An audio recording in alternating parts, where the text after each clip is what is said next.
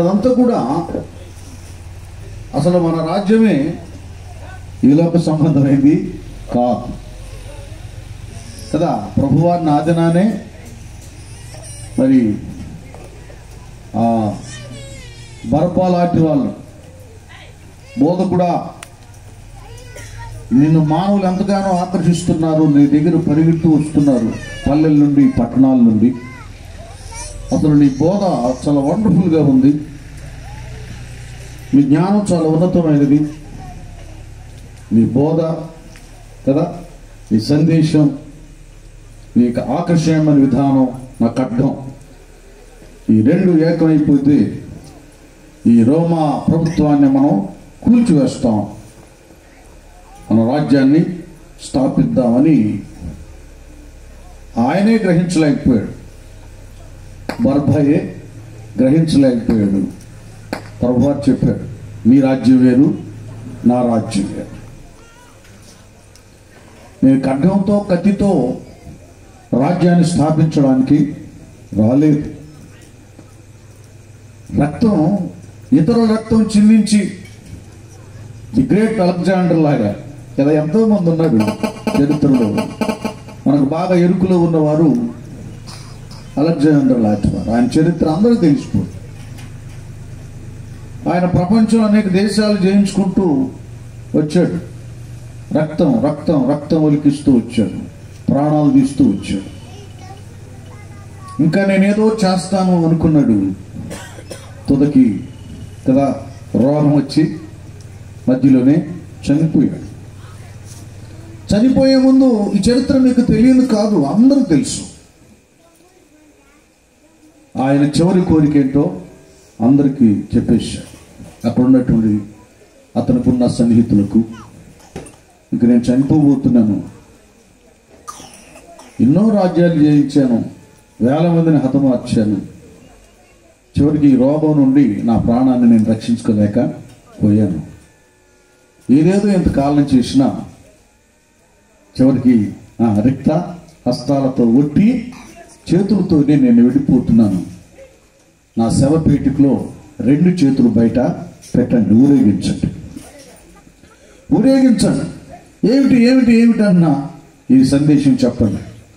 ఆయన ఒకటే అన్నాడు, నేను ఒట్టి చేతులతోనే వచ్చాను, చివరికి ఒట్టి చేతులతోనే వెళ్ళిపోతున్నాను. చిన్న పల్లె కూడా నా ఎంట రావటం లేదు రాదు అని ఆయన చివరి సందేశాన్ని ఆ రూపేణ ప్రపంచానికి తెలియజేశారు. ఏమండి, ఇది లోకంలో ఒక వ్యక్తి గెలిచిన, తన గవర్నమెంట్ స్థాపించిన, దానికి అనేకులు సపోర్టుకున్నా అది ఈ లోక రాజ్యం, అది శాశ్వతమైంది కాదు, తాత్కాలికమైనది. ఇప్పటి వరకు ఎంతో మంది రాజ్యాలు వచ్చింది. మొన్నటి వరకు మన దేశ విషయంలో కూడా బ్రిటిష్ ప్రభుత్వం, ప్రపంచంలో వాళ్ళు కూడా అనేక దేశాలు జయించి పాలన చేశారు. దానికి అన్నీ కూడా ఎవరెవరైతే తమ హ్యాండ్ ఓవర్లో ఉన్నారో వారందరూ స్వతంత్రాన్ని పొందుకున్నారు. మనకేమో 1947 ఆగస్టు 15వ స్వతంత్రం వచ్చింది, మనకు స్వతంత్ర దేశం అయిపోయింది. ఇక ఆ గవర్నమెంట్కి మన గవర్నమెంట్కి సంబంధం లేదు. మనకు పాలకులు, మనకు ఒక రాజ్యాంగం, మనకు చట్టం అన్నీ కూడా ఏర్పాటు చేయబడ్డాయి. అది కాబట్టి ప్రపంచంలో ఎన్ని ప్రభుత్వాలు, ఎన్ని రాజ్యాలు వచ్చినా అవేవి కూడా నిలకడగా ఉండేవి కావు. అసలు మన ఆంధ్ర రాష్ట్రంలోనే మరి చిన్నప్పటి నుంచి మనం ఎరుగుదాం కదండి. వీరారెడ్డి గారు కాంగ్రెస్ ప్రభుత్వం చూసాం. మేము చిన్నప్పుడే మరి ఆవు దూడ గుర్తు, ఇంకా రకరకాల గుర్తులు వచ్చినాయి, కాడి జేడొత్తులు. ఎందుకంటే చిన్నప్పుడు మేము కూడా వెళ్ళేవాళ్ళం, ఓట్ ఫర్ కాంగ్రెస్ అని. దానికి మాకు ఒక పావులా ఇచ్చి కాఫీ ఇచ్చి ఉప్మా పెట్టేవాళ్ళం. చూసాం మా వయసులో ఎన్నెన్నో ప్రభుత్వాలు వచ్చినాయి. కాంగ్రెస్ గవర్నమెంట్ పాలన కొన్ని సంవత్సరాలు పరిపాలన చేశారు. ఆ తదుపరి మనకి 1983 ఆ టైంలో తెలుగుదేశం పార్టీ వచ్చింది మన రాష్ట్రంలో.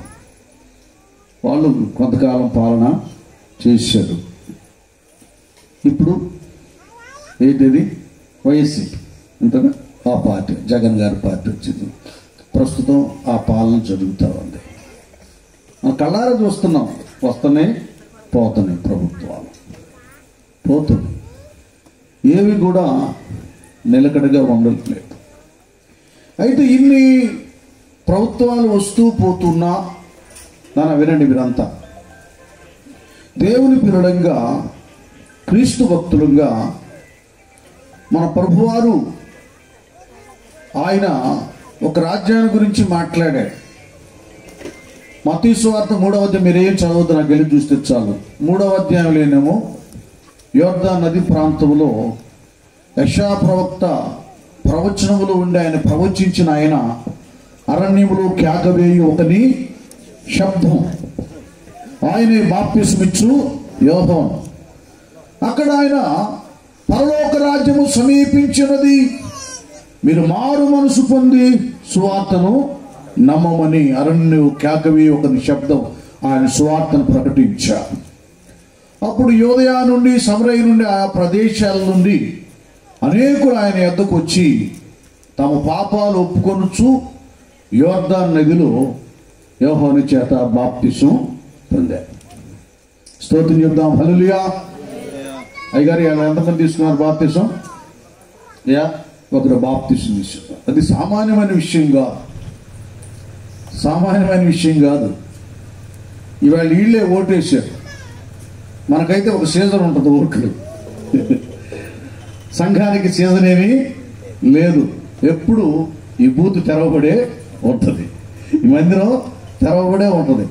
ప్రయాసపడి భారం మోసుకుని సమస్తమైన వారులారా నా యొద్దకి రండి, నేను మీకు విశ్రాంతిని కలుగు చేస్తున్నాను. కనుక ఇక్కడ ఓటేయటానికి ఎప్పుడు ఈ ద్వారాలు, ఈ కృపా ద్వారం తెరవబడే ఉంటుంది.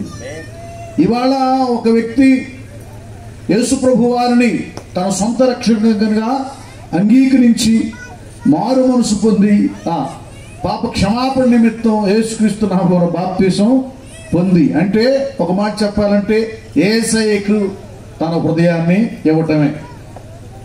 ఇవ్వటమేనండి, ఇవ్వటమే. ఆయనకు ఓటేయటం, హృదయాన్ని ఇచ్చేశారు. ఇక నేను కాదు, నేను కాను, నేను ప్రభు బిడ్డను కదా. దేవుడు తన రక్తం ఇచ్చి కొన్న లేక సంపాదించిన సంఘం. ఆయన ఎలా కొన్నాడు? నోటుతో కొనలేదు మనల్ని. ఏమి ఇచ్చి కొన్నాడు? రక్తం ఇచ్చి కొన్నాడు, ప్రాణం ఇచ్చి కొన్నాడు మన ఓటున. చప్పట్లు కొడతారు అందరూ. యేసుని రక్తము పాపముల నుండి విడిపించెను, యేసుని రక్తము పాపముల నుండి విడిపించెను. 1000 నోళ్లతో స్తుతించినాను, తీర్చలేము కారుణమును. 1000 నోళ్లతో స్తుతించినాను, తీర్చలేము కారుణమును. ఆనందయాత్ర ఇది, ఆత్మీయ యాత్ర, యేసుతో నూతన యెరూషలేము యాత్ర. మన యేసుతో నూతన యెరూషలేము యాత్ర. చాలు, దేవుని స్తోత్రం. ఏమంటున్నాను?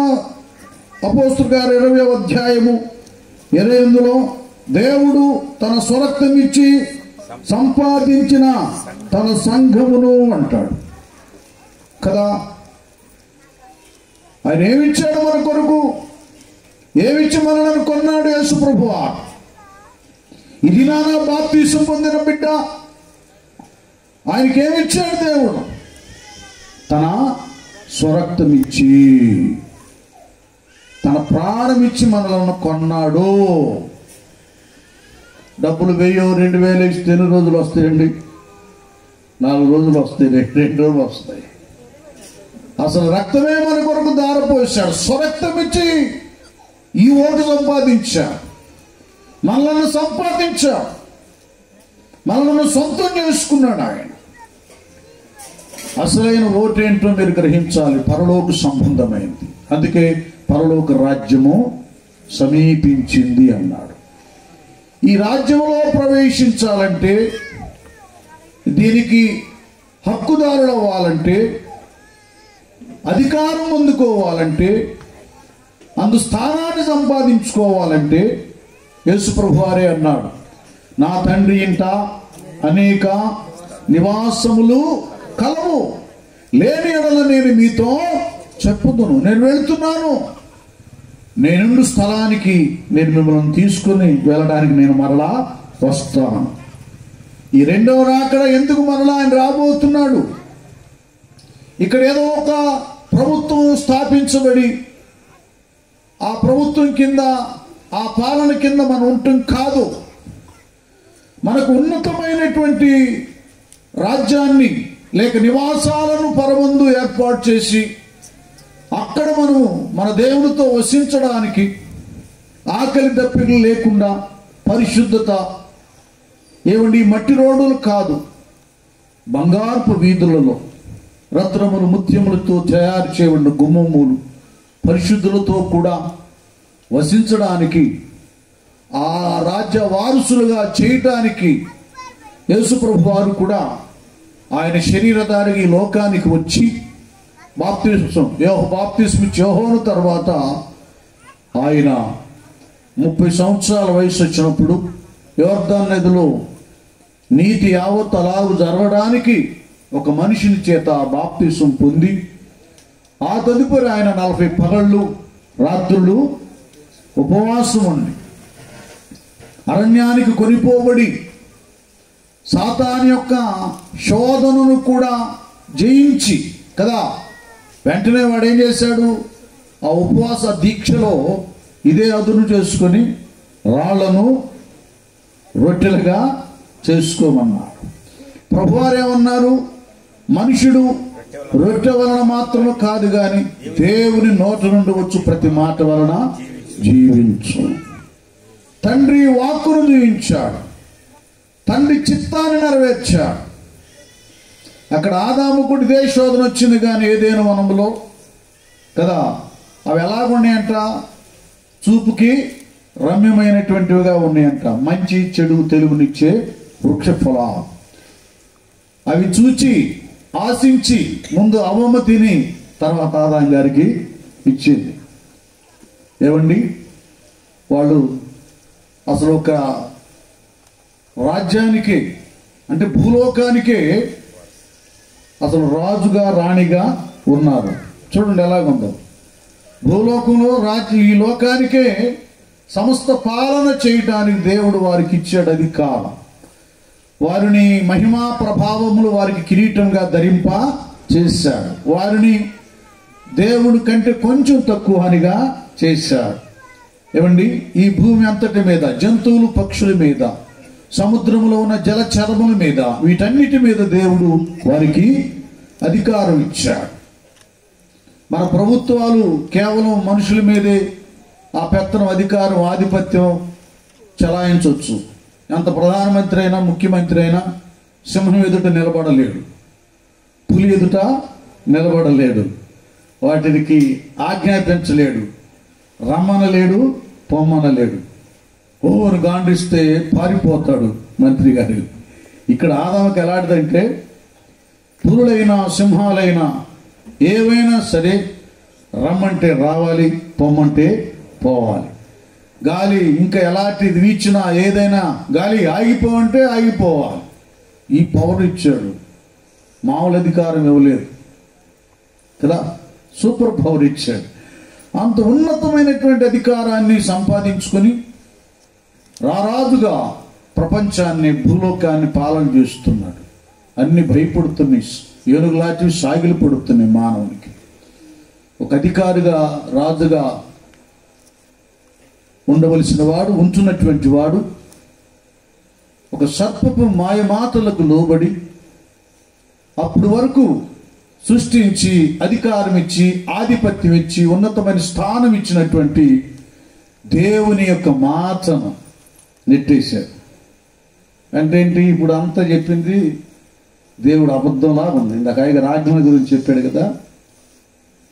అరే బాబు, ఒకటి ఇస్తున్నానయ్యా, అదేంటంటే మంచి చెడు తెలివినిచ్చే వృక్ష ఫలమును మీరు తినకూడదు, తినని దినమున నిశ్చయముగా చచ్చదవని దేవుడు నరునికి ఆజ్ఞాపించాడు. మీరు తర్వాత చదువుకోండి. ఆదికాండం 2:17. ఇప్పుడు చదవద్దు, నాకు వెళ్ళి చూడండి చాలు. ఆ తర్వాత తిన్న తర్వాత దిగంబరులయ్యారు, మహిమను పోగొట్టుకున్నారు. చక్కగా ఏదైనా వనాన్ని సేదిపరిచేవాళ్ళు, కాసేవాళ్ళు, ఉన్న భూజంతువులన్నిటినీ పాలన చేసేవారు. అన్ని భయపడుతూ ఉణుకుతూ ఉండే, సాగిలపడుతూ ఉండే.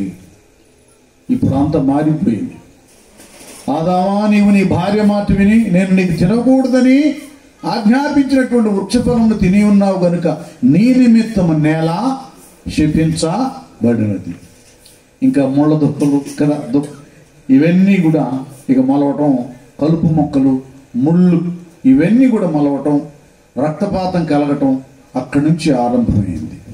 శాంతి సామ్రాజ్యాన్ని ఆదాముకు దేవుడు ఇస్తే రక్తపాతం లేదు, మాంసాహారం లేదు కదా. పులులు, సింహాలు సైతం, యెషయా 11 మీరు తర్వాత చదువుకోండి. ఏమండి? గొర్రెల మేకల వల్ల గడ్డి మేసే. పిల్లవాడు ఎలాగూ త్రాచుపాము పుట్ట దగ్గర ఆడుకుంటాడు. ఈ యొక్క విషపూరితమైనటువంటివి ఏవి కూడా లేవు. అంత ప్రశాంతత, చక్కటి రాజ్యాన్ని చేతికిచ్చాడు. ఇప్పుడు నా విశ్వాసం లేనంటారు. ఒకసారి తల్లు నాకు వెళ్ళి చూడండి. ఇప్పుడు కూడా ఆదాములు ఎట్లాగో అప్పుడు వరకు అంత అధికారం ఇచ్చి ఒక ఘనతనిచ్చిన దేవుని మాటను, ఆజ్ఞను అట్ట నెట్టేసేసారు. ఇప్పుడు చాలామంది విశ్వాసులు కూడా మీ కొరకు 5, 10, 20 సంవత్సరాలు కన్నీరు విడిచి కష్టపడి మీ ఆత్మల రక్షణ కొరకు, మీ కుటుంబాన్ని దీవెనల కొరకు కనిపెట్టుకొని దేవుని దగ్గర నిలిచున్నటువంటి సేవకుని మాట ఇలాగూ ఉల్లంఘిస్తున్నారు, త్రోసివేస్తున్నారు. ఎవరో దారిని పోయే దాని ఏదో చెప్తే కొందరు అటు పరిగెట్టడం, ఆ మాట నిజం అనుకుంటాం, సేవకుని మీద, సంఘం మీద వ్యతిరేకులుగా బ్రతకటం జరుగుతుందండి. అండి, యెహోవా దేవుని మాట ఉల్లంఘిస్తే వాళ్ళు ఏదో కళ్ళు తెరవబడి దేవతలు అవుతారు, భవతలు అవుతారంటే దేవతలుగా దెయ్యాలైపోయారు. ఏదో ఇక్కడ కాదు అక్కడ భలే ఉంటుందని పరిగెడితే భ్రష్టులైపోతారు. నీకు దేవుడిచ్చిన సంఘమే ఏదేను అను విధేయులై అక్కడ మీ ఆత్మీయ తండ్రికి మీరు సహకారులుగా, తల్లిదండ్రులకి ఉండాలి. వాళ్ళ ఆ పొలానికి, ఆ తోటకు నీళ్లు పోస్తున్నప్పుడు మీరు అందించాలి, మీరు సహకారంగా ఉండాలి. ఇంకా ఆ తోట అభివృద్ధి కొరకు ఏ ఆలోచనలు, ప్రణాళికలు దైవజనులు కలిగి ఉన్నారో వాటిని మీరు ప్రోత్సహించాలి కదా. మీ సహాయ సహకారాలు అందించాలి. చాలామంది ఆ స్థితిలో ఉండలేదు. నాకు ఒక మాట జ్ఞాపకం వస్తుంది. నాకు ఒకసారి మీరేమనుకోకుండా రోమిలికి రాసిన పత్రిక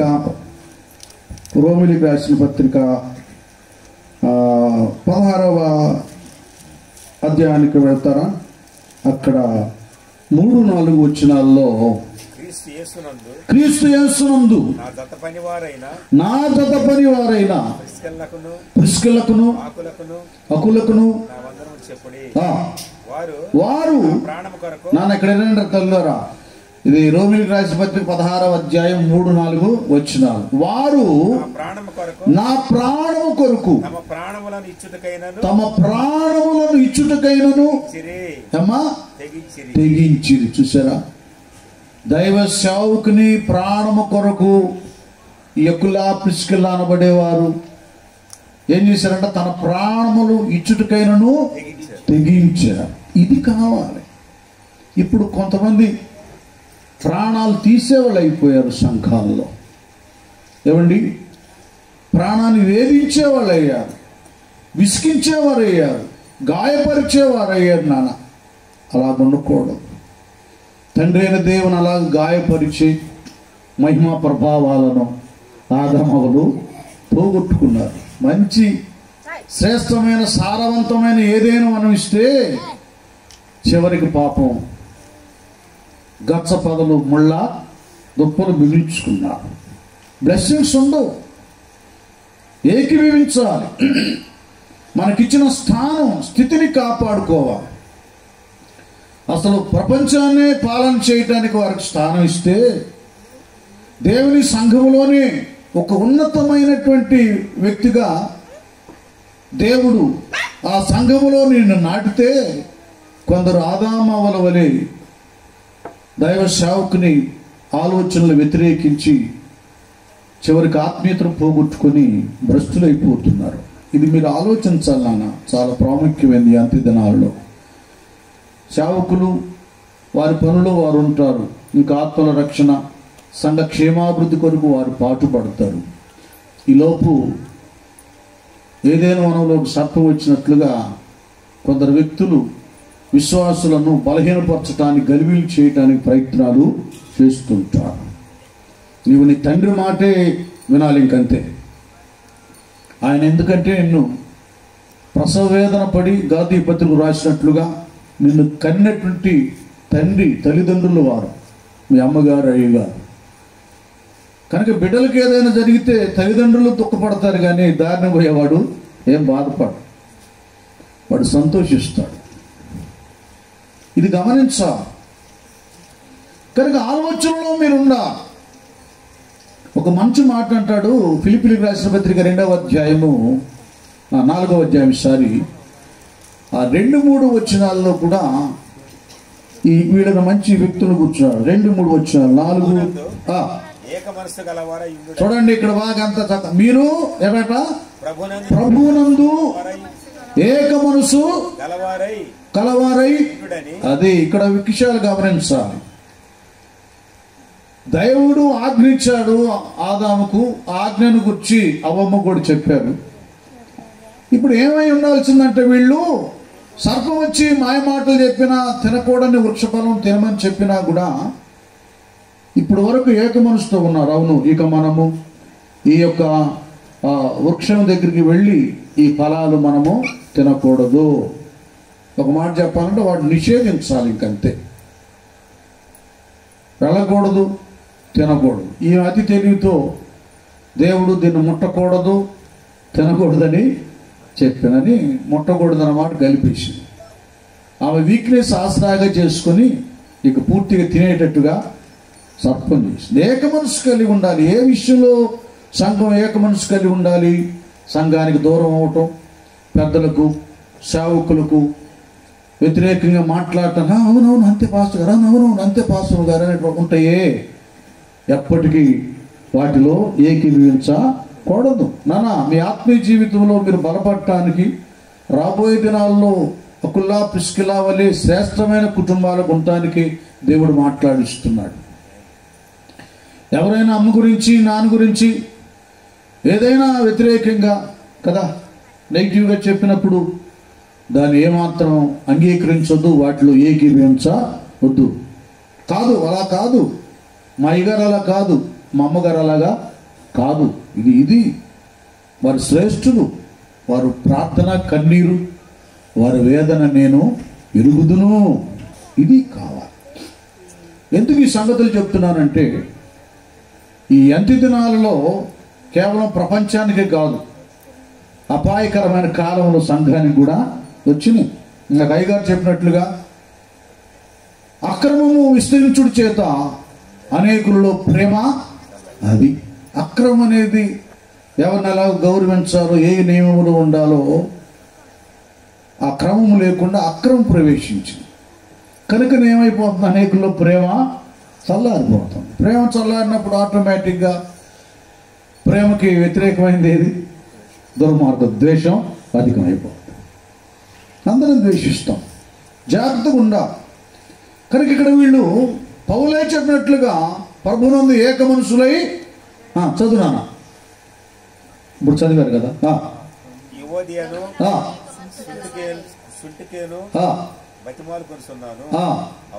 అవును, నిజమైన సహకారి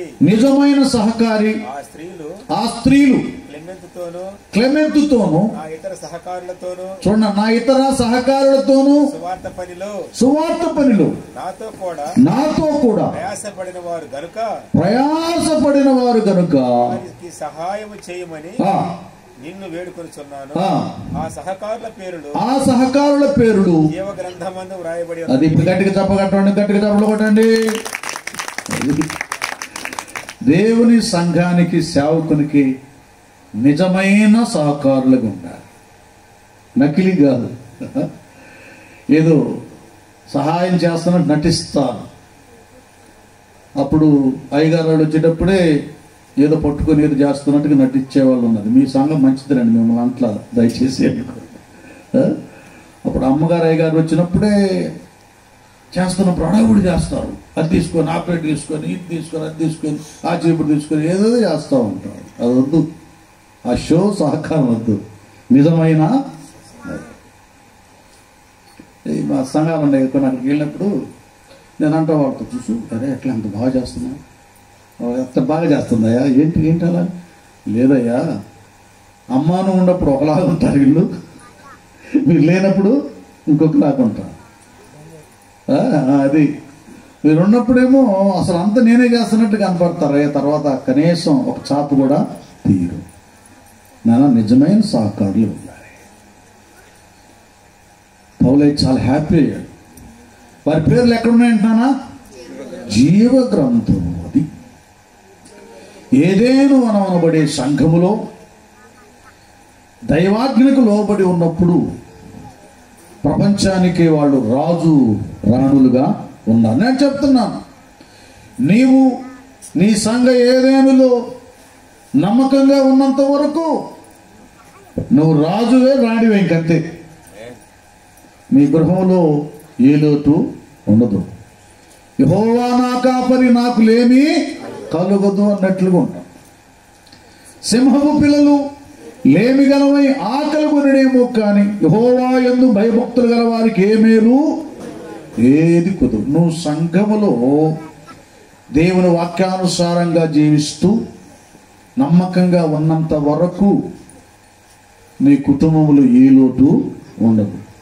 నువ్వు సంఘాన్ని వాక్యానికి వ్యతిరేకంగా ప్రవర్తిస్తూ డిస్టర్బ్ చేయటం మొదలు పెడుతుంటావు. ఆ డిస్టర్బే, ఆ ఒడుదుడుకులే మీ ఇంట ప్రవేశిస్తాయి. ఏది విత్తుతామో చెప్పండి మీరు, అదే కోస్తాం. ఇక్కడ దేవునింటిని బాధ పెట్టి మన ఇంట్లో మనం సౌఖ్యంగా ఉండలేము. అది ఒకటి గుర్తుపెట్టుకోండి. దేవుని ఇల్లుది పరలోకపు కవిని. ఇక్కడ దేవుడు అందరినీ ఆనందింపజేస్తాడు. ఆనందం కలుగుతున్న స్థలములో ఏ విశ్వాసి కూడా దుఃఖాన్ని కలుగా చేయకూడదు. మనం ఎప్పుడు దుఃఖించాలి, ఎప్పుడు కన్నీరు విడవాలంటే నశిస్తున్న ఆత్మల కొరకు మాత్రమే మందిరములో మోకరించి ఏడ్చి కన్నీరు విడిచి గుండె కొట్టుకొని శంకరవలే ప్రార్థన చేయాలి. సేవకులు కూడా ఆత్మల కొరకు వారు కన్నీరు విడిచేవారిగానే మీరు ఉంచాలి విశ్వాసం. అంతేగాని మన ప్రవర్తనలో, మన క్రియలలో పొరపాటులు చేసి యేసయ్య ఇసుక వేశారు అన్నాడు ఇస్కరియోతు యోధా గురించి, వాడు పుట్టకపోయినా బాగుండేదన్న. కానీ మీరు అందరూ అర్థం చేసుకోండి విషయాలు. పౌలయ్య కూడా కొందరు విషయంలో కదా, మరి అలెగ్జాండర్ అనేవాడు, మరొకడు దేమా అనేవాడు కొందరు చూశాడు. వాళ్ళట కురుకుడు పుండు లాంటివారట. చాలా బాధ పెట్టారంట అపోస్తలుడైన పౌలయ్యని. ఇలాగ మనం ఉండకూడదు. ఆదాము నుంచి లక్షణాలు వచ్చేస్తున్నాయి అందరికీ. కారణం ఏంటంటే ఒక ఉన్నతమైన అధికారాన్ని హోదానిస్తే వాళ్ళు దైవాజ్ఞను ఉల్లంఘించి ఏదో సాధిద్దాం, మా కళ్ళు తెరవబడతాయి, మేము దేవతలు అయిపోతాం అనుకుంటే చివరికి దిగంబరులు అయిపోయారు కదా. దిగంబరుడైపోయి చక్కగా అట్టిపండు ఒలిసి నేట్లో పెట్టినట్టుగా చక్కగా లోకాన్ని సైతానుగాడు వశం చేశాడు. అది ఇందాక అయ్యగారు అన్నట్టుగా ఓటు పోయింది, ఇటు నుంచి అటు వెళ్ళిపోయింది ఓటు. ఎక్కడికి వెళ్ళింది? సైతానికి పడిపోయింది. ఇంకంతే. ఇంకో వాడు గెలిచాడు, వాడి మెజారిటీ అధికమైపోయింది కనుక పాలన సైతాన్ది అయిపోయింది. వాడి లోక నాథుడయ్యాడు, ఈ లోకానికి ఆడ అధిపతి అయ్యాడు. పాపం చేయి ప్రతివాడు పాపానికి దాసుడైపోయాడు. అది జన్మ పాపం, కర్మ పాపం కదా. పుట్టినవారు పాపం చేయకపోయినా పాపం రక్తంతో పుట్టిన వ్యక్తులు కనుక పాపం వారి మీద పెత్తనము చలాయిస్తాం. అలాగైపోయింది పరిస్థితి అండి. ఆధ్యాత్మిక విషయంలో మనం చూస్తే ఆదాము పోగొట్టుకున్నాడు రాజ్యాన్ని. రాజుగా పాలన చేయవలసిన వాడు సాతానికి దాసుడైపోయాడు, బానిసైపోయాడు. వాడు ఏ ఆలోచన పెట్టిస్తున్నాడో తప్పు చేయటానికి అవన్నీ చేస్తున్నారు ఆదాము సంతతి. ఆయన ద్వారా మరణం లోకంలో ప్రవేశించింది. నరకానికి వారసులు అవ్వడం ఆరంభించారు. అంతకుముందేమో పాపం లేదు కనుక, అపవిత్రత లేదు కనుక, శాపం లేదు కనుక ఎవరు కూడా అక్కడ నరకం అనేటటువంటిదే ఇంకా రాజ్యం స్థాపించబడల. ఎప్పుడైతే ఆదాము ఆజ్ఞను ఉల్లంఘించి ఆజ్ఞ అతిక్రమమే పాపం, పాపం వల్ల వచ్చే జీతం మరణం. దానివల్ల ఆ జీతం ఏంటంటే అగ్నిగుండం సిద్ధపడిపోయింది. అది ఆ రాజ్య నరకము నుండి మానవులను తప్పించడానికి యేసు ప్రభువు వారు ఈ లోకానికి వచ్చాడు. పాపులను రక్షించుటకు క్రీస్తు యేసు, చెప్పండి, క్రీస్తు యేసు ఈ లోకమునకు వచ్చాను. నశించిన దాన్ని వెతకి రక్షించడానికి వచ్చాడు యేసు ప్రభువు వారు. చాలా మందికి తెలియటం లేదు. ఆయన ఏదో 10 మందిని కూర్చుకొని ఏదో 4 పాటలు పాడుకొని ఏదో భక్తి, ప్రభువు ఏదో మత భక్తి చేస్తున్నాడు కూడా కాదండి. ఇది మత భక్తి కాదు. 10 మందిని సమకూర్చుకొని ఇది ఒక నా సంఘం అని చెప్పుకుంటానికి కాదు. ఇక్కడ ఇదేంటంటే పరలోకము గవినండి దేవుని మందిరం అంటే ఇక్కడ అనేకులను దేవుని రాజ్య వారసులుగా చేయటానికి. పౌలు గారు అంటాడు, మన పౌర హక్కు లేక పౌరస్థితి ఎక్కడుందంట? భక్తులది పరలోకమందు ఉందంటాడు. యేసుప్రభు వారు చెప్తాడు, ఈ లోక వారసులు అవ్వాలంటే నికోదేముతోనే అంటాడు. రాత్రి వేళ వచ్చి, బోధకుడా, నీవు దేవుని వద్ద నుండి వచ్చినటువంటి వాడు కనుకనే ఈ కార్యాలు చేస్తున్నావు, ఇంత బోధిస్తున్నావు అన్నప్పుడు యేసుప్రభు వారు పొగడ్తలకు లోనై అని మురిసిపోకుండా, ఒకడు క్రొత్తగా జన్మించితేనే కానీ పరలోక రాజ్యంలో ప్రవేశించడు అండి. తన రక్తమిచ్చి మన దగ్గర హక్కును సంపాదించుకున్నాడు యేసు ప్రభువా. ఏమండి, మనము ఆయన సొంతం కావాలంటే క్రొత్తగా జన్మించాలి. క్రొత్త జన్మ అంటే యోహాను గారు చెప్పాడు, మారు మనసు పొందాలని. యేసు ప్రభు వారు కూడా చెప్పాడు, పరలోక రాజ్యము సమీపించింది కనుక మీరు మారు మనసు పొంది సువార్తను నమ్మండి. నమ్మి బాప్తీసం పొందినవాడు రక్షించబడును, నమ్మని వారికి శిక్ష. ఇక్కడ చక్కటి అర్థం అన్నమాట. మారు మనసు పొంది పాప క్షమాపణ నిమిత్తం పాపాలు ఒప్పుకొని ప్రభు రక్తం చేత హృదయాన్ని కడుక్కొని బాప్తీసం పొందినప్పుడు, ఏమండి, నమ్మి బాప్తీసం పొందిన వాడు రక్షించబడును అనగా అర్థం ఏమిటంటే యోహాను సువార్త 5:24 చెప్పినట్లుగా, నా మాట విని నన్ను పంపిన వాని అందు విశ్వాసం ఉంచువాడు నిత్య జీవము కలవాడు. వాడు తీర్పులోనికి రాక మరణములో నుండి జీవములోనికి దాటి ఉన్నాడు. నాన్న గట్టిగా తప్పలు కొట్టండి, గట్టిగా తప్పలు కొట్టాం. దేవునికి స్తోత్రం. మరణములో నుండి జీవములోనికి దాటడం బాప్తిసం పొందడం అంటే పరలోకంలో ప్రవేశించడం అని అర్థం. అదే ప్రకటన గ్రంథంలో అంటారు, జీవ గ్రంథంలో మన పేరు వ్రాయబడి ఉంటుంది. ఒక బిడ్డ ఈ లోకంలో పుట్టినప్పుడు జననాల రిజిస్టర్లో పలానా దంపతులకు ఆడబిడ్డ పుట్టాడు, మగబిడ్డ పుట్టారని ఎలాగో రాయబడుతుందో, మనం బాప్తిసం పొందినప్పుడు పరలోకములో జీవ గ్రంథములో ఆ వ్యక్తి పేరు వ్రాయబడుతుంది. అంటే పరలోక రాజ్య వారసులు అవుతారు. వారి కొరకు ఒక స్థలం ఏర్పాటు చేయబడుతుంది. కనుక ఆ స్థలంలో ఇప్పుడు జగన్ గారు ప్లాట్లు ఇచ్చారు, ఆ స్థలాల్లో ఏం చేయాలి? ఇల్లు కట్టాలి. మీకు అర్థం అవడానికి చెప్తున్నా, రాజకీయం చెప్పడం లెక్క. ఆ స్థలంలో ఏం చేయాలి? ఇల్లు కట్టాలి. మనం ఎప్పుడైతే బాప్తిసం పొందామో, రక్షించబడ్డామో, మన పేరు జీవ గ్రంథంలో ఉంటాయి. అంటే పరలోకంలో మన కొరకు ప్లాట్ ఒకటి ఏర్పాటు, స్థలం ఒకటి ఏర్పాటు చేయకూడదు. నన్ను అందరూ వినాలి. స్థలం ఒకటి, వీళ్ళ బాప్తిసం పొందిన బిడ్డ అక్కడ స్థలం ఉంది పరలోకంలో. మునుపు లేదు స్థలం. మునుపు ఎక్కడ ఉందంటే గ్రంథాల్లో ఉందంటే నరకంలో ఉంది. అక్కడ స్పష్టంగా ఉంది కదా, నన్ను పంపిన వాని విశ్వాసం నిత్య జీవం గలవాడు, వాడు తీర్పులోనికి రాక ఎక్కడి నుంచి ఎక్కడికి. అది మరణం అంటేనే నరకం. నరకములో నుండి జీవనక పరలోకంలోనికి వచ్చేసాడు, దాటి వచ్చేసాడు. ఇప్పుడు వీరికి ఒక స్థలం ఉంటుంది, వాళ్ళ బాప్తిసం పొందారు. ఇప్పుడు మనం ఏం చేయాలంటే, ఎక్కడన్నా ఒక ప్లాట్ కొన్న తర్వాత అది అలాగే ఉంచాం కదా, మళ్ళీ ఆ చెట్లు జిలేట్ చెట్లు ఏవి కోసి మొలిచేదంతా ఆగమాగం అయిపోద్ది. ఏం చేస్తాం? అక్కడ నివసించడానికి ఇల్లు కట్టడం ప్రారంభిస్తాం. దానికి పునాది వేయాలి, ఇలాగే పిల్లర్స్ లేపాలి, స్లాబ్ వేయాలి.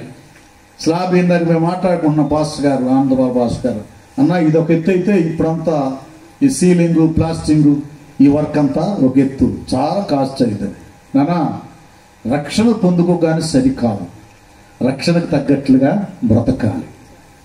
దావీదయ్య లాంటి వాళ్ళే ఒక బలహీనతలో తాను బలహీనుడైనప్పుడు 51వ కీర్తనలో, దేవా నా యందు శుద్ధ హృదయము కలుగొచ్చేయము. తర్వాత ఏమంటారు? 51వ కీర్తన 10వ వచనం, నా అంతరంగములో స్థిరమైన మనసును నూతనముగా పుట్టించు. తర్వాత నీ సన్నిధిలో నుండి నన్ను త్రోసివేయకుము, నీ పరిశుద్ధాత్మను అదే నీ రక్షణానందమును. అదే అంటే పాపం చేసి ఏమైపోయింది? రక్షణానందాన్ని పోగొట్టుకున్నాడు. నానా వినాలి, అందరు రక్షించబడ్డ వాళ్ళు కూడా వినాలి. నువ్వు ఎంతకాలం ఎంత తల్లి నానా, ఎంతకాలం ఎంత బ్రదర్ అయ్యా నువ్వు రక్షణ పొందుకొని రక్షణలో ఆనందిస్తున్నావా? లోకంలో పడిపోయి లోకంలో ఆనందిస్తున్నావా? ఇంకట్లాగే లోకంలోనే యాషావులాగా ఒక్క పూట కూటి కొరకు ఏం చేసుకున్నాడు? జ్యేష్ఠత్వాన్ని అమ్ముకున్నాడు, భ్రష్టుడు అయిపోయాడు. అలాగే నీ జీవితంలో ఇందాక అయ్యగారు చెప్పినట్లుగా శరీరాశ, నేత్రాశ, జీవపు డమ్మం ఇవి దేవుని వలన కలిగినవి కావు. ఎవరి వలన వచ్చినాయి? సైతాను గాడి వలన వచ్చినాయి. ఆ వలలో మరల ఆదాపడ్డట్టు పడి నీ రక్షణ ఆనందాన్ని పోగొట్టుకున్నావా? రక్షణను నిలబెట్టుకున్న వాళ్ళు అందులో ఆనందిస్తారు, ఆరాధనలో ఆనందిస్తారు, రక్షణ పొందుకున్న బిడ్డలు కదా, పాటల్లో ఆనందిస్తారు. పౌలయ్య అన్నట్లుగా పరలోక రాజ్యం అంటే భోజనము పానము కాదు గాని నీతి, సమాధానము, పరిశుద్ధాత్మ యందలి ఈ ఆనందం ఆత్మలో ఆనందిస్తారు. కనుక రక్షణ పొందుకునేటువంటి వారు రక్షణానందం కలిగి ఉండడం లేదు, ఇప్పుడు లోకానందం కలిగి ఉంటున్నారు లోతు బారిలా. అంతే కదా నాన్న. ఇంకా వాళ్ళు పట్టు చీర కట్టారు, మేము అదే కట్టాలి. పండుగ వచ్చిందంటే వాళ్ళు ఏమేమి చేసుకున్నారు వాళ్ళకంటే మేము అధికంగా ఉండాలి, మళ్ళీ మేము దేవుని బిడ్డలంగా గొప్పగా ఉండాలి. కాదు, అట్లా గొప్ప దేవుడు చెప్పలేదు. తినటం, తాగటం, ధరించడంలో వినయము, విధేయత, పరిశుద్ధతలో గొప్పగా ఉండాలి దేవుని పిల్లలు. మొదట నా రాజ్యాన్ని, నీతిని వెతకండి, ఆ తదుపరి అన్నీ కూడా మీకు ఆటోమేటిక్గా ఆయన చేస్తాడు. అందరు ఆశ్చర్యపడేటట్టు చేస్తాడు. మన దేవుని పేరు ఆశ్చర్యకరుడు. కాబట్టి రక్షణను కాపాడుకుంటూ ఉపవాసము, పరిశుద్ధత, ప్రార్థన, విజ్ఞాపన ఈ స్థితి కలిగి ఉన్నప్పుడు, అలాగే దాతృత్వము కదా, ఆత్మల సంపాదన పరిధి చాలా ప్రాముఖ్యమైనది. అన్యాయపు సిరి వలన మీరు స్నేహితులను సంపాదించుకోండి. పరలోక రాజ్యంలో మీ ధనాన్ని సమకూర్చుకోండి అని ధనవంతుడికి ఆనాడే చెప్పాడు. వినాలా? అందరూ వినాలి. ఈ లోకంలో డబ్బులుంటేనే మన పని బిల్డింగ్ కట్టడానికి అవకాశం ఉంటుంది. పరలోకంలో కూడా చక్కగా అన్నిలే రాశారు. ఏమండి? పరులకింత పెట్టినదే పరలోకపు పెట్టుబడి. దైవ సేవ కొరకు, పేద సాధులకు, వెధవరాళ్లకు, మన కష్టాజీతంలో ఆలయానికేమో 10వ భాగం, ఇంకా పేద సాధలకు దాన ధర్మాలు, ఆలయ నిర్మాణానికి, సేవ అభివృద్ధి కొరకు, ఆత్మల రక్షణ కొరకు మనం ఇచ్చేటటువంటి కానుకలు, దాతృత్వం, వీటితో పరమందు మనకున్న స్థలములో నివాసం ఏర్పాటు చేయబడుతుంది, కట్టబడుతుంది. ఇది అరగానే మీరు ధనము లేకుండా ఇక్కడికి మనం కట్టలేము. దాతృత్వం లేకుండా, దైవ పనులు సహకరించకుండా తండ్రి ఇంట నివాసము, ఆ బిల్డింగ్ అక్కడ నిర్మాణం కాదు. తోమా గారు ఒకే నిమిషం. ఓకే, తోమా గారు ఇక్కడికి వచ్చారు కదా, ఆయన మన భారతదేశానికి కేరళ, చెన్నై అంటున్నారు. ఆయన మంచి ఇంజనీర్ అంట. ఆ దేశపు, ఆ ప్రాంతపు ఆ రోజులు రాజు కదా, ఇతను ఈదుడు మంచి ఇంజనీర్, చక్కటి బిల్డింగ్లు నిర్మాణం చేస్తాడని తెలిసినప్పుడు ఆ రోజుల్లోనే కొంత ధనం ఆయనకి ఇవ్వడం జరిగింది. ఆయన ఏం చేశాడంటే, సావుకుడు కదా, పేదలకు, సాధలకు, ఎదవరాళ్లకు, దేవుని పనికి అది వేయిపరిచాడు. అడుగుతున్నాడు మధ్యలో మధ్యలో, ఎంత పట్టుకు వచ్చిందా, వచ్చిందని చెప్తున్నాడు. ఆయన ఆత్మీయంగా ఆలోచిస్తున్నాడు. రాజుగారి కొరకు పరలోకంలో, నేను ముగిస్తున్నాను ఒకటి చెప్పి, పరలోకంలో రాజుగారి కొరకు నివాసం ఏర్పాటు చేయాలి. ఇక చూస్తే తీరా అక్కడికి వెళ్తే వచ్చి స్థలం ఉంది, ఇక్కడ ఏమి లేదు, తీసుకెళ్ళి జైల్లో, చెరసాల్లో వేశారు. ఇది జరుగుతున్నటువంటి తరుణంలోనే రాజుగారు తమ్ముడికి జబ్బు చేసింది. ఈయన ఎప్పుడే చెరసాల్లో వేశారో తోమా గారిని, అప్పుడే ఆయన చనిపోయాడు. అద్భుతం ఏంటంటే, ఒకటి వీళ్ళు రాజుగారు కానీ వాళ్ళ తమ్ముడు కానీ దేవుని యందు విశ్వాసం ఉంచారు. ఈ పని జరిగిన తర్వాత ఇదేంట్రా మంచి భక్తుడు అనుకుంటే ఇలా చేశాడని కదా, ఆ కోపంతో తోమా గారిని చెరసాల్లో వేశారు. తమ్ముడు చనిపోయాడు. చనిపోయిన తర్వాత మీరు చెప్పండి, ఆత్మ ఎక్కడికి వెళ్ళింది? పరలోకానికి వెళ్ళింది. విశ్వాసం ఉంచినవాడు అనమాట. అంత సంచారం చేస్తున్నాడు. ఒక చక్కటి దగదగ మెరిసే మంచి భవనం కనపడింది. అబ్బా ఎంత బాగుందని లోపల ఎంటర్ అవ్వటానికి అలాగ పట్టంటే దూతలు ఆపేశారు. ఏంటి ఆపారు? ఇది నీది కాదండి, ఫలానా రాజుగారిది, అదే మీ అన్నగారిది. ఆయన దేవుని యందు నమ్మికుంచి తన సేవకుడు తోమాకు ధనం ఇచ్చాడు. ఆయన అక్కడికట్లా ఈ ధనంతో పేదలకు, వెధవరాళ్లకు, దైవ పని కొరకు వేయిపరిచాడు. ఆ ధనమంతా కూడా 100 రెట్లు కలిసి ఇక్కడ ఈ నిర్మాణం జరిగింది అన్నప్పుడు బావుడు అన్నాడు. ఆయన ఆశ్చర్యపడ్డాడు. చాలామంది మనం ఈ విషయాలకు వచ్చేసరికి ఆయన ఏదో అడుగుతున్నాడు, మనం ఇవ్వాలంట అనేటటువంటిది ఆలోచన వస్తుంది. కాదు నా, ఇది వాస్తవం. దేవుని పని కొరకు మనం చేయవలసింది చేయాలి, ఇవ్వవలసింది ఇవ్వాలి. బట్ ఇక్కడ మనం సమృద్ధిగా ఉంటుంది, పరమందు మన స్థలంలో ఉన్నతమైనటువంటి నివాసము కట్టబడుతుంది. ఇది చాలామంది తెలియదు. అద్భుత రీతిగా తమ్ముడు చూడండి, ఏదో ట్రీట్మెంట్ ఏదేదో వేస్తున్నారు, దేవుడు ఇది చూపించడానికి అతని ఆత్మను తీసుకెళ్ళాడు. టక్మంట ఆత్మ లోపలికి వచ్చింది. టక్మంట అన్న బెతుకడు, అందరూ గుబ్బులు కూడారు. ఇంకా వాళ్ళు అదేది ఇదేదో ఏడుస్తా ఉంటే, ఇప్పుడు ఏడవటం కాదు, మీరు ఏదో చెప్పడం కాదు, కానీ నేను చూసింది నేను మీకు చెప్తున్నా. అన్నయ్య, ఆ దైవ సేవకుడిని నువ్వు చెరసాల్లో వేశావు. ఇక్కడ కంటికి కనబడే భవనం కాదు, పరలోకంలో నీ కొరకు ఒక చక్కటి భవనాన్ని నిర్మాణం చేశాడు. నువ్వు ఇచ్చిన ధనాన్ని పేదలకు, వెధవరాళ్లకు, వారికి వీరికి సహాయం చేసి దేవుని పని జరిగిస్తే అక్కడ నీ కొరకు దేవుడు మంచి భవనాన్ని నిర్మాణం చేశాడు. పరలోకానికి దేవుడు అంటాడు అద్భుతంగా, దేవుడు దేనికి శిల్పియు నిర్మాణకుడు ఉన్నాడు, పునాదులు గల ఆ పట్టణం. అదంతా దేవుడే, దాని ప్లాన్ ఆయనే, దాని నిర్మాణం ఆయనే చేశాడు. ఇది నమ్మండి, కట్టు కథ పెట్ట కథ కాదు. కనుక మన ఓటు వేసేకేయాలి. అది ఎప్పుడు వేయబడుతుందంటే మన హృదయం ఇచ్చినప్పుడే. మరి మారు మనసు పొంది పాప క్షమాపణ నిమిత్తం ప్రభు నామముల ఇవాళ ఒక వ్యక్తి బాప్తీసం పొందినట్లుగా బాప్తీసం పొందినప్పుడే జీవ గ్రంథంలో మన పేరు వ్రాయబడి ఉంటుంది. మన రాజ్యం శాశ్వతమైంది. రేపు మరలా యేసయ్య రారాజుగా ఈ లోకానికి వచ్చినప్పుడు, ఇక్కడికి వచ్చినప్పుడు భూమి మీద 1000 ఏళ్ల పరిపాలన జరుగుతుంది. అది నీతి పరిపాలన. ఇప్పుడు లోకంలో ఎన్ని పరిపాలన జరిగినా మీరు విమర్శించకూడదు. ఇక్కడ నీతి ఉండదు, లంచగొండుతనం ఆగదు. కొన్ని స్థలాలు లేకపోయినా ఇంకొక స్థలాల్లోనైనా ఇవన్నీ జరుగుతుంటాయి. ఏ ప్రభుత్వాన్ని నేను విమర్శించడం లేదు. ఎందుకంటే దేవుడు పాలన చేసినప్పుడే అన్యాయము, అవినీతి, అక్రమము, పాపము అనేటటువంటిది భూమి మీద ఉండదు. దైవాజ్ఞకు లోబడి ఆదామవులు ఉన్నంత వరకు నీతిగానే ఉంది. ఆజ్ఞను ఉల్లంఘించి సైతానుగాడు ఓటేసేలేక వాడు రాజు అయిపోయాడు, వీళ్ళని బానిసలుగా చేశాడు. మన యేసయ్యకి మన హృదయం ఓటు వేసిన తర్వాత మనం బానిసలం కాము. మనం ఏమవుతాం? ఏమంటాడు ఒక మాట నాన్న, పేతురు రాసిన మొదటి పత్రిక 2వ అధ్యాయమైనా 9వ వచనమైనా ఏమవుతాం అక్కడ ఉంది.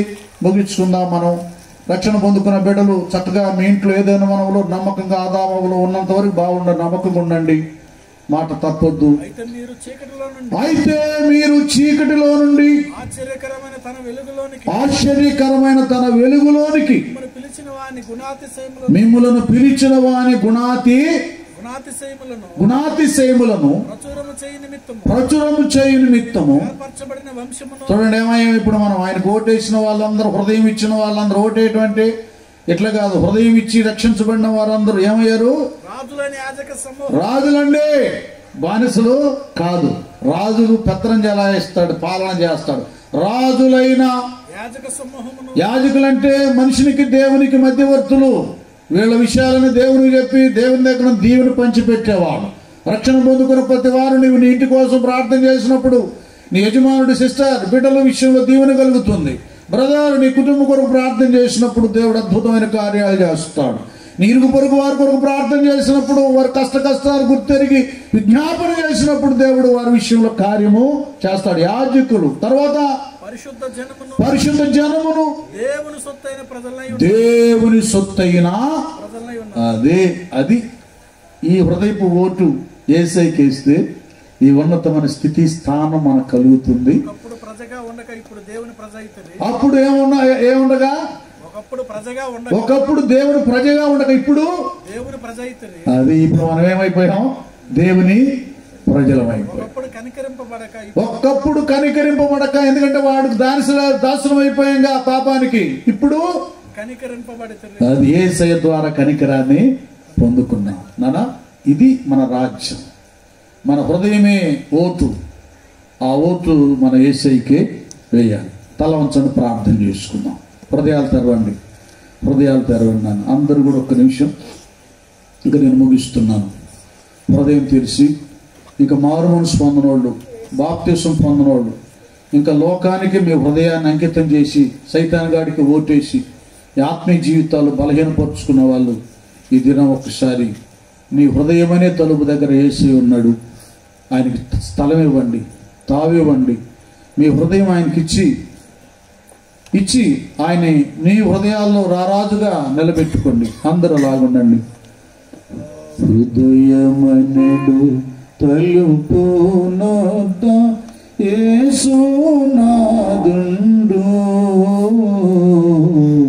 హృదయమనెడు తలుపు నొద్ద యేసునాదుండు,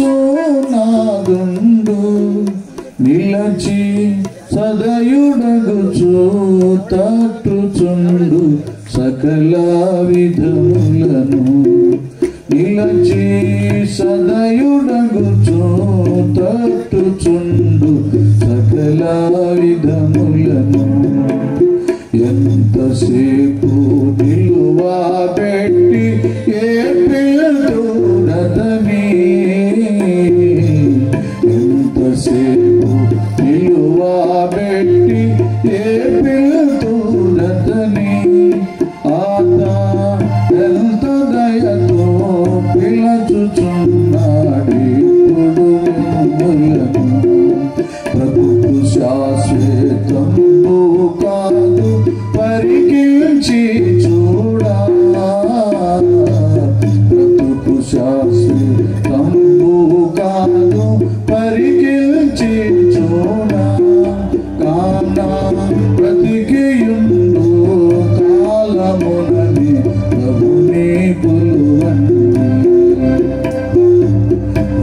జయమనిడు తలుపునంత యేసునాథుండు నిలచి సదయుడగుచు కట్టుచుండు సకల విధములను. పరమ తండ్రి నీకు స్తోత్రాలయ్యా. దాసులు ప్రార్థించి ఆశించి ప్రయాసతో పగటి వేళ సేవకుల సదస్సు ఈ రాత్రి ఇలాంటి నాయన సువార్త కూడిక ఏర్పాటు చేశారు. ఈ దినాన అద్భుతంగా ఒక వ్యక్తి రక్షించబడి నాయన నీ రాజ్య హక్కును సంపాదించుకుంటాను, జీవగ్రంథంలో పేరు రాయించుకొని నీ రాజ్య వారసులు అవ్వడానికి కృపించారయ్యా. ఇంకా మా ప్రాంతంలో ఈ గ్రామంలో ఎందరూ మారు మనసు పొందలేదు, ఎందరూ తమ హృదయాన్ని ఆ ఓతుని నీకు ఇచ్చి నాయన రక్షణ పొందలేదు. ఆ బిడ్డలతో కూడా మాట్లాడయ్యా. లోకం ఎంత పతనం అయిపోతుందో. కరోనా వైరస్తో లక్షల మంది చనిపోయారు, కోట్ల మంది బలహీనులయ్యారయ్యా. రకరకాల తెగుళ్ళు అంత్య దినాల్లో అపాయకరమైన కాలాల్లో అవి నిలిచున్నాయి అయ్యా. అయ్యా ఏ తెగులు నాయన అపాయం రాకుండా తెగులు నాయన మాకు కలగకుండా ఉండాలంటే కాబట్టి క్రీస్తు యేసునందు ఉన్న వారికి ఆ శిక్ష విధియం లేదనుందయ్యా. ప్రజలు నీ దగ్గరికి రావాలి. ఇంకా తింటాం, ఇంకా త్రాగటం, ఇంకా లోకం, ఇంకా విలాసవంతం బ్రతుకయ్య తుదకది నాశనానికి నరకానికి దారితీస్తుంది ప్రభు. ప్రజలు వాస్తవాన్ని ఎరిగిన వారు ఒకవైపు ఎన్నో సూచనలు జరుగుతున్నా నిమ్మకు నీరెట్టు కాకుండా వాతావరణ మనసాక్షి గల వారు కాకుండా వాళ్ళ హృదయాలు మీకు ఇచ్చి ప్రతి పాపను విడిపించబడి పవిత్రులై రక్షించబడి నీ కుటుంబముగా నీ సంతతిగా తీర్చబడటానికి సహాయం చేయండి అయ్యా. ఇక్కడ మీ సేవకులను బలపరిచాయి. ఎంతో కాలం నుంచి ప్రయాసపడి పనిచేస్తున్నారు. ఆలయం ఎంతవరకు నిర్మాణం చేయించారయ్యా. ఇంకా పూర్తి పని అంతా కూడా పూర్తి చేయించండి. ప్రతిష్ఠ జరగడానికి సెలవు అయ్యా. పాస్టర్ గారిని, పిల్లల్ని, అలాగే సంఘ బిడ్డల్ని అందరిని కూడా బలపరచు. వచ్చిన మమ్మల్ని అందరినీ కూడా నీ సన్నిధిలో భద్రపరిచి మీ రాజ్యం కొరకు రాకడ కొరకు సిద్ధపరచమని యేసు నామమున వేడుకుంటూ ప్రార్థిస్తున్నాం తండ్రి. ఆమేన్. క్రీస్తు కృప, పరిశుద్ధాత్మ కన్యను సహవాసం సకల పరిశుద్ధులకు కూడి వచ్చిన మనకు తన దీనదాసునికి, దాసురానికి, బిడ్డలకు, సంఘ బిడ్డలకు సదాకాలము తోడైయునుగాక.